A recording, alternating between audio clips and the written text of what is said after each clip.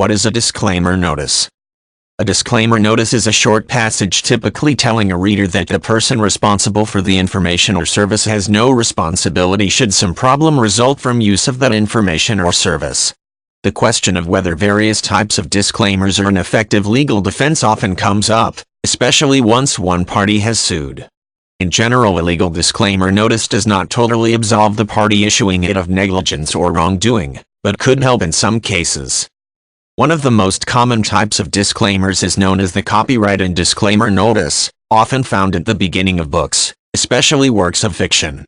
The disclaimer essentially tells the reader that the book is not to be taken literally. If the reader sees similarities between characters in the work of fiction and people in real life, those should be thought of as merely coincidental. Should a definitive relationship be proven that wrongfully targets and clearly identifies a person, a judge would likely make a determination as to whether the book was libelous. A company, especially those in the entertainment industry, may also use a disclaimer notice in a number of instances. For example, theme parks may print on admission tickets that there could be inherent risks in some activities and that injury resulting may not constitute negligence on their part. If an injury would result, and a lawsuit filed, the company could stand on the legal disclaimer, but if found in violation of safety laws or practices, it could still be held accountable. One thing a disclaimer notice does do is give the reader-customer a clear indication of what the parameters of certain situations are.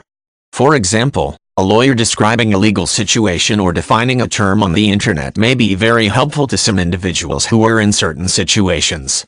The information received, however, is not legal advice, and there is often a disclaimer notice saying that those with concerns about legal questions should seek the advice of a personal attorney who can look into the specifics of the case and make a determination.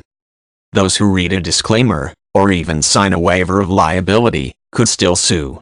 The disclaimer or waiver is given some weight by the court, but does not give the other party the freedom to act in any manner they choose. They are still bound by the law.